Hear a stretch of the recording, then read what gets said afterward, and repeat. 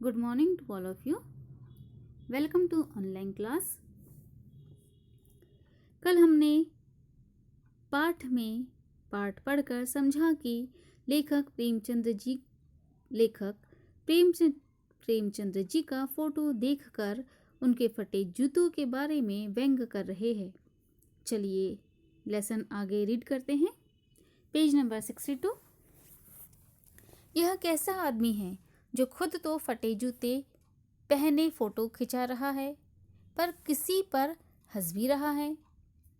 Photo ही खिंचाना था तो ठीक जूते पहन लेते या न खिंचाते। फोटो न खिंचाने से क्या बिगड़ता। शायद पत्नी का आग्रह रहा हो और तुम अच्छा चल भाई कहकर बैठ गए होंगे।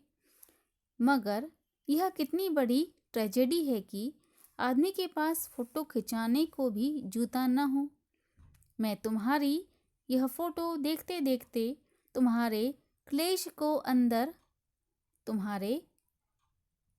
को अपने भीतर महसूस करके जैसे रो पड़ना चाहता हूँ। मगर तुम्हारी आंखों का यह तीखा दर्द भरा व्यंग मुझे एकदम रोक देता है। चलिए देखते हैं लेखक क्या कहते हैं। लेखक कहते हैं यह कैसा इंसान है जो खुद तो फटे जूते पहनकर फोटो खिंचाता है और हंस भी रहा है।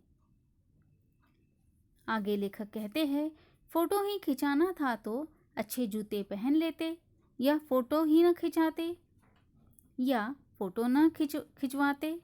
अगर फोटो न खिंचवाते तो क्या हो जाता। लेखक फिर कहते हैं शायद पत्नी ने बार बार कहा होगा और इसलिए तुम फोटो खिंचवाने बैठ गए। इस इंसान के पास फोटो खिंचवाने के लिए भी जूते नहीं हैं। लेखक फिर फोटो देखकर कहते हैं मैं तुम्हारी यह फोटो देखकर तुम्हारे अंदर होने वाले दुख को महसूस करके रोना चाहता हूँ।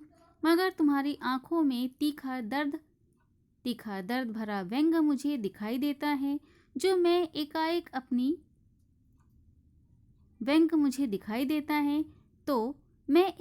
अपनी रुलाई रोक लेता हूँ। चलिए आगे रीड करते हैं लेसन। तुम फोटो का महत्व नहीं समझते होते तो किसी से फोटो खिंचाने के लिए जूते मांग लेते। लोग तो मांगे की कोट से वर दिखाई करते हैं और मांगे की मोटर से बारात निकालते हैं। फोटो खिंचाने के लिए तो बीवी तक मांग ली जाती है। तुमसे जूते ही मांगते नहीं बने। तुम फोटो का महत्व नहीं जानते। लोग तो इत्र चुपड़ कर फोटो खिंचाते हैं जिससे फोटो में खुशबू आ जाए। गंदे से गंदे आदमी की फोटो भी खुशबू देती है। चलिए लेखक क्या कहते हैं देखते हैं। लेखक आगे कहते हैं तुम मिस प्रेमचंद्र तुम फोटो का महत्व नहीं समझते होते तो फोटो खिंचवाने के लिए किसी से जूते मांग लेते। लोग तो मांगे के कोट पर वर दिखाई करते हैं, मांगे की मोटर पर बारात निकालते हैं और तो और फोटो खिंचवाने के लिए दूसरों की बीवी तक मांग लेते हैं और तुमसे जूते भी न मांगे गए। लोग तो इत्र चिपड़ कर फोटो खिंचाते हैं जिससे फोटो में खुशबू आ जाए और तुमसे जूते भी न मांगे गए। चलिए आगे लेसन रीड करते हैं। टोपी 8 आने में मिल जाती है और जूते उस जमाने में भी 5 रुपए से कम क्या मिलते होंगे। जूता हमेशा टोपी से कीमती रहा है। अब तो जूते की कीमत और बढ़ गई है और एक जूते पर 2500 टोपियां न्यौछावर होती है। तुम भी जूते और टोपी के आनुपातिक मूल्य के मारे हुए थे। यह विडंबना मुझे इतनी तीव्रता से पहले कभी नहीं चुभी जितनी आज चुभ रही है।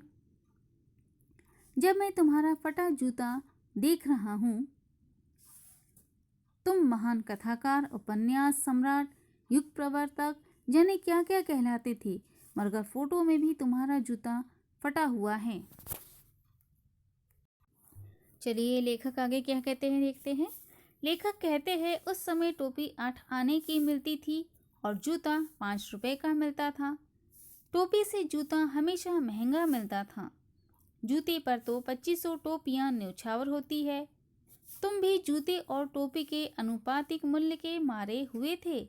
यह विडंबना मुझे पहले कभी नहीं चुभी जो आज चुभ रही है जब मैं तुम्हारा फटा जूता देख रहा हूँ। तुम तो महान कथाकार, उपन्यास सम्राट, युग प्रवर्तक, जाने क्या क्या कहलाते थे, मगर फोटो में तुम्हारा जूता फटा हुआ है। चलिए आगे रीड करते हैं लेसन। मेरा जूता भी कोई अच्छा नहीं है, यूं ऊपर से अच्छा दिखता है, अंगुली बाहर नहीं निकलती, पर अंगूठे के नीचे तला फट गया है। अंगूठा जमीन से घिसता है और पैनी मिट्टी पर कभी रगड़ खा कर लहूलुहान हो जाता है। पूरा तला गिर जाएगा, पूरा पंजा छिल जाएगा, मगर अंगुली बाहर नहीं दिखेगी। तुम्हारी अंगुली दिखती है पर पाँव सुरक्षित है। मेरी अंगुली ढकी है पर पंजा नीचे घिस रहा है। तुम पर्दे का महत्व ही नहीं समझते। हम पर्दे पर कुर्बान हो रहे हैं। चलिए देखते हैं लेखक क्या कहते हैं। लेखक इसके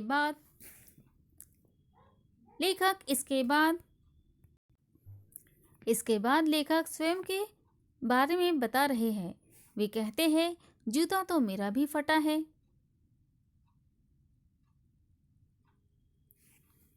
दिखने में मेरा जूता बाहर से अच्छा दिखता है, जिससे उंगली बाहर नहीं आती, पर अंगूठे के नीचे का तला फट सा गया है। अंगूठा जमीन से घिसता है तो कभी जमीन से रगड़ कर लहूलुहान भी हो जाता है। मेरे जूते का पूरा तला घिस जाएगा, किंतु मेरी उंगली बाहर नहीं दिखेगी। तुम्हारी उंगली दिखती तो है, किंतु नीचे से पाँव सही सलामत है। लेखक कहते हैं मेरा जूता तो बाहर से अच्छा है, जिससे मेरी उंगली नहीं दिखती, किंतु नीचे से पंजा घिस गया है।